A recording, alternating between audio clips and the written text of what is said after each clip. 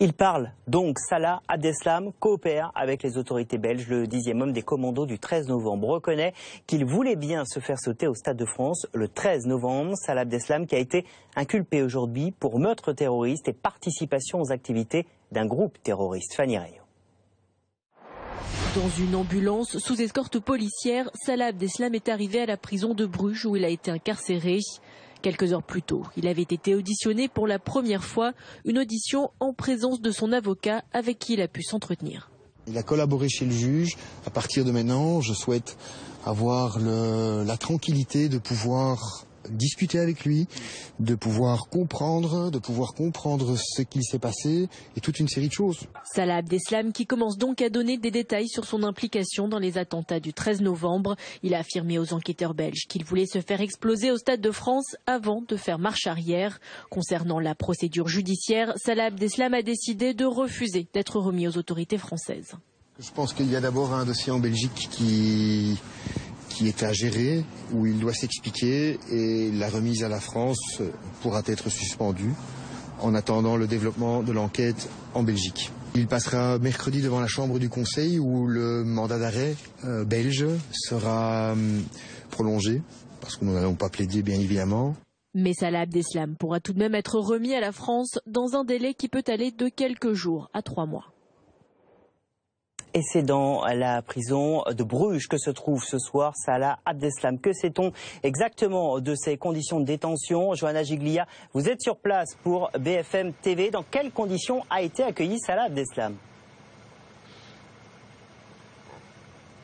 Eh bien, ces conditions de détention ici vont être très contraignantes. Il va être placé à l'isolement le plus total, c'est-à-dire qu'il ne pourra ni voir, ni interagir, ni même discuter avec les autres détenus, donc placé à l'isolement le plus complet. C'est aussi un établissement de haute sécurité où les cellules sont très sécurisées, c'est-à-dire qu'elles sont toutes équipées d'une double porte et à l'intérieur des cellules, eh bien, tous les équipements sont accrochés au mur. Alors Salah Abdeslam pourra sortir une fois par jour pendant 1 heure dans un préau sous la surveillance d'un gardien. Et les seules visites qui sont autorisées ici, eh bien, ce sont les visites familiales. Alors, ce que l'on sait, c'est que sa garde à vue a été prolongée de 5 jours. Et cette autre information importante, c'est que Salah Abdeslam a donc refusé d'être remis aux autorités françaises, d'être extradé vers la France. Mais son avocat a affirmé qu'il allait collaborer avec la justice belge. Johanna Giglia en direct de Bruges pour BFM TV. Et avec nous Cécile Olivier du service police-justice de BFM TV. Cécile, Salah Abdeslam qui refuse d'être remis aux autorités françaises. Concrètement, qu'est-ce que ça va changer? Pas grand-chose en fait. Ça lui permet simplement de gagner du temps.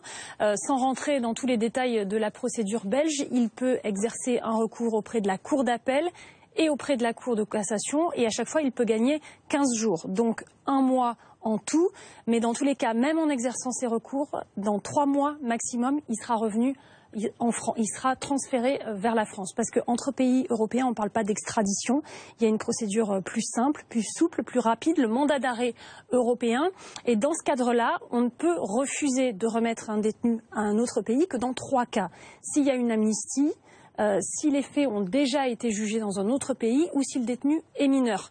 Donc on n'est évidemment dans aucun de ces cas de figure. Donc tôt ou tard, Salah Abdeslam finira par être transféré en France. Là, en fait, il joue la montre. Est-ce que ça peut avoir des conséquences sur le procès à venir?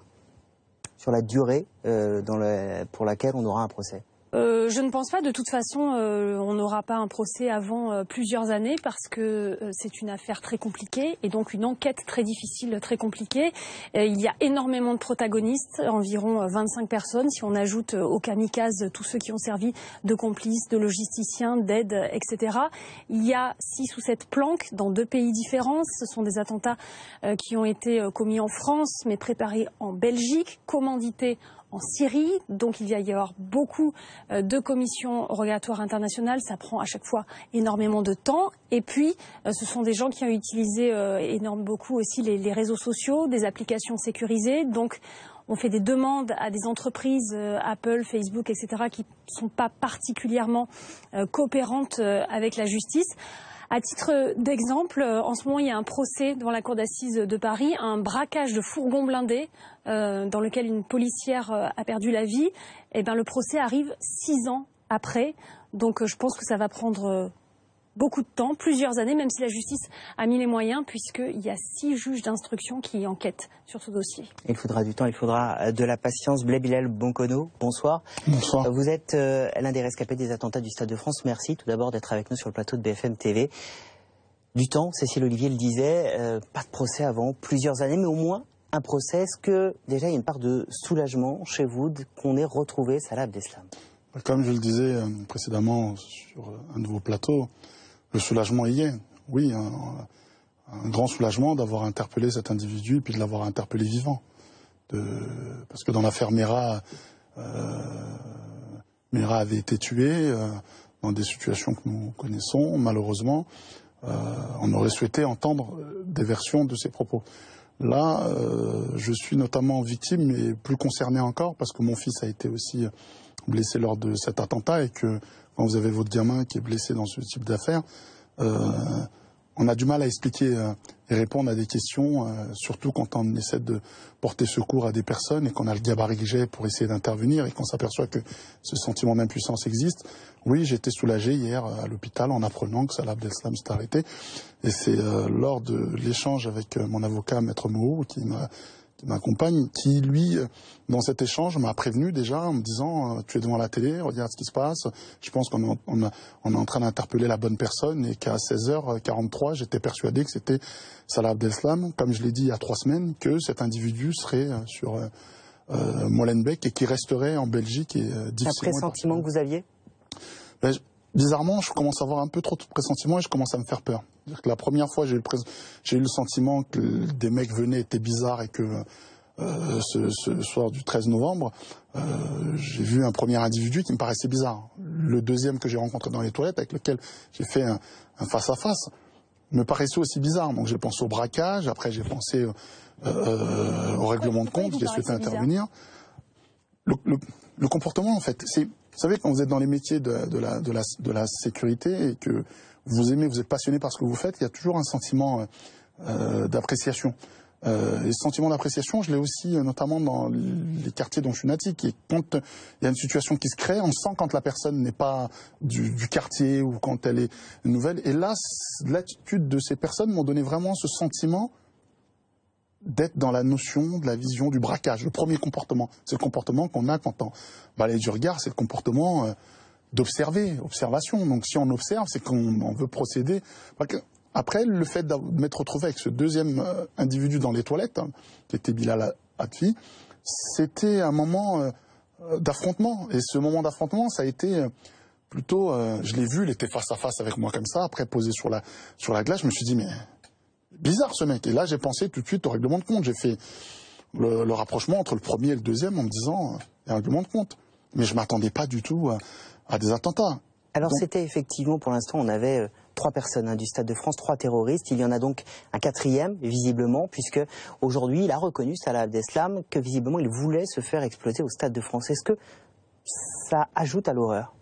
Ça ajoute à l'horreur, mais j'en avais déjà la connaissance, en fait. C'est que Salah Abdeslam, j'avais déjà indiqué qu'il y avait 3 personnes là où je me situais, qu'on avait aperçues quand on est arrivé.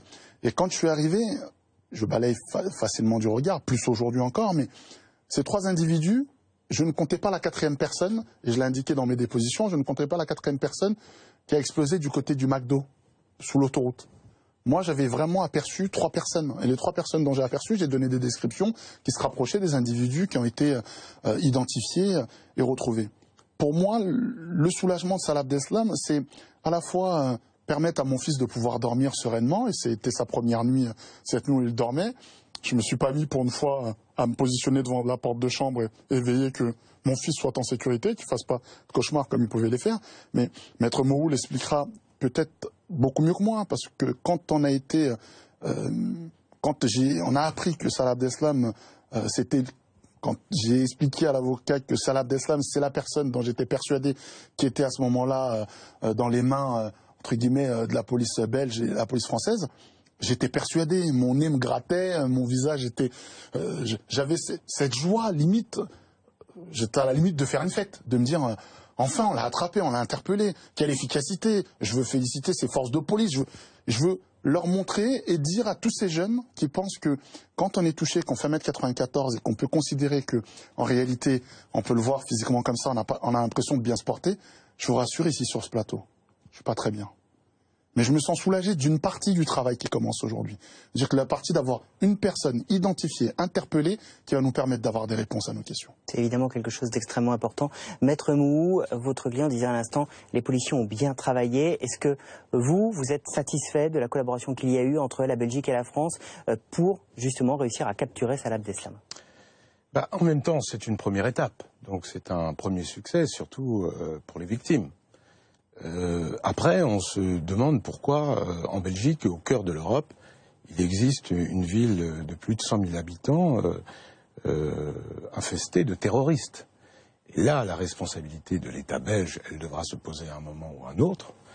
Et ce terroriste a été arrêté, c'est très bien. Et vous avez entendu ses premières paroles, Abdeslam. Je crois que c'est un outrage aux victimes. Qu'est-ce qu'il dit? Il dit qu'il voulait se faire exploser au Stade de France, mais qu'il y a renoncé. En réalité, il n'y a jamais renoncé. Il a été obligé d'y renoncer parce que son projet avait été mis en échec, parce que précisément M. Mokono, qui avait vu les deux autres terroristes, a fait en sorte que, en réalité, on le sait, l'explosion devait avoir lieu quand tous les supporters, il y était 80 000, devaient sortir, et l'explosion devait avoir lieu dans la foule. Il y aurait eu des milliers de morts. Quand vous dites le pouvoir belge va devoir répondre de ces manquements, aujourd'hui, Alain Marceau, ancien juge antiterroriste, a parlé de la naïveté des Belges. Ça veut dire quoi? Qu'est-ce que vous pensez mener une action? Oui, bien sûr, je suis en concertation avec des familles de victimes, dans la mesure où on ne peut pas consolider de cette façon sans jamais rien faire.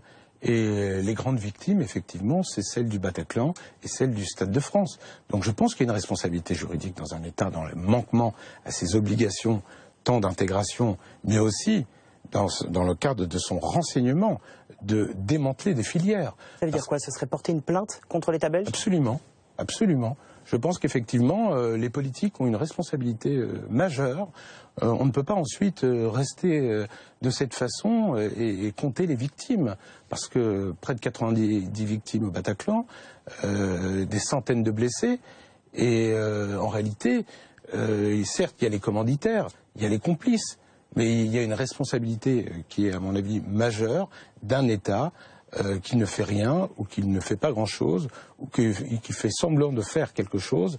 Et là, effectivement, on est dans un autre registre de la responsabilité de l'État devant un tribunal administratif.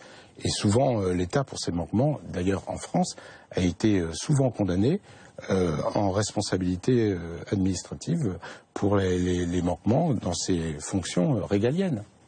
Alors ce samedi, un autre complice de Salah Abdeslam, Amin Choukri, a été inculpé des mêmes chefs d'accusation de meurtre terroriste. Il reste désormais 2 personnes toujours activement recherchées qui auraient participé aux attentats de Paris.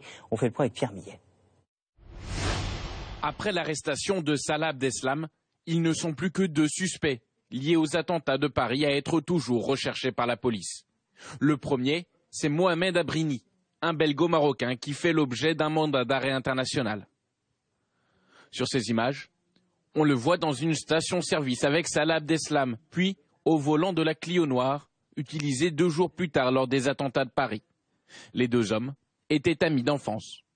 À l'heure actuelle, Mohamed Abrini est soupçonné d'avoir rejoint la Syrie. Le deuxième homme, c'est lui, son vrai nom est inconnu. Soufiane Kayal est le patronyme inscrit sur sa fausse carte d'identité. Le 9 septembre dernier, il est contrôlé à la frontière austro-hongroise avec Salah Abdeslam et Samir Bouzid, tués par la police mardi dernier. C'est à son nom qu'a été louée une des planques des terroristes et il aurait été en contact direct avec les commandos du 13 novembre. Interpol conseille d'ailleurs une vigilance accrue aux frontières de ses pays membres au cas où d'éventuels complices de Salah Abdeslam tenteraient de fuir. Et nous sommes avec Pierre Berthelet, professeur à Sciences Po, spécialiste des questions de sécurité intérieure. Merci de nous avoir rejoints sur le plateau de BFM TV. Évidemment, il y a beaucoup de questions qui se posent encore. On vient de le voir, 2 personnes encore dans la nature. Des ramifications beaucoup plus importantes. C'est ce qu'a laissé entendre le procureur Molins lors de sa conférence de presse aujourd'hui. Est-ce qu'on a les moyens aujourd'hui en Europe d'aller traquer dans tous les pays avec une coordination européenne ces potentiels terroristes? On a les moyens, mais est-ce qu'on a vraiment la volonté? Je m'explique. On a effectivement une Europe du terrorisme, on a une Europe du djihadisme, mais on n'a pas forcément une Europe de l'antiterrorisme. Alors, je pense qu'il faut mettre les choses au point. Cette absence d'Europe de la lutte antiterroriste, d'abord, c'est la responsabilité des États. Tout à l'heure, vous parliez de la responsabilité de l'État belge. Je pense que de manière générale, il manque une réelle volonté aux États de s'impliquer. Il y a une chose qu'il faut vraiment rappeler, c'est que les services de renseignement sont d'abord des services de renseignement nationaux, et ensuite les États, dans les traités européens qui ont été signés, ont clairement dit la sécurité, le renseignement, c'est nous.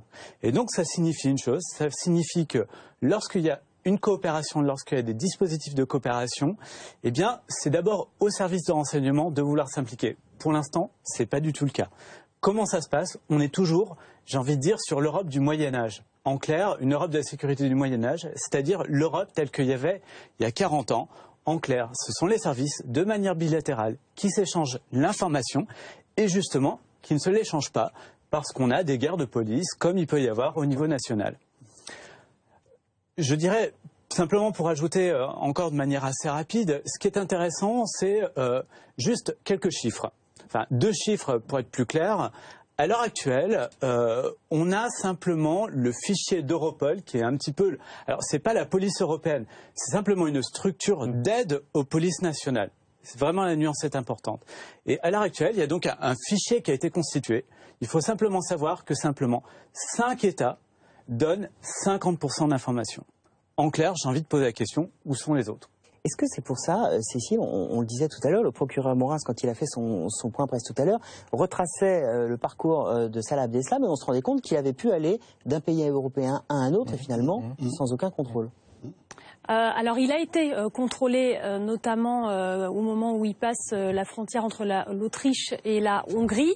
On a noté leur identité, c'est quand même ce qui permet de savoir qu'il était en compagnie de 2 suspects, Samir Bouzid, sans doute l'homme qui a été abattu dans la planque à Forêt, et Soufiane Kayal. Mais effectivement, il a pu se déplacer avec beaucoup de facilité en Grèce, en Italie, en Autriche, en Hongrie, en Allemagne, aux Pays-Bas. Et le soupçon des enquêteurs, c'est qu'il soit allé récupérer des djihadistes qui s'étaient mêlés aux réfugiés syriens et qui sont rentrés en Europe par la route des Balkans. Mais Pierre Berthollet, qu'est-ce qu'on peut faire? Parce que ça veut dire qu'on referme les frontières et on empêche tout le monde de circuler, ou il faut quoi? Une meilleure coordination, plus d'informations qui circulent? Absolument. Je pense que tout à l'heure, j'écoutais le ministre de l'Intérieur qui s'exprimait à cet égard, et quand j'écoutais, je pense qu'il avait les bons problèmes, mais il apportait les mauvaises solutions.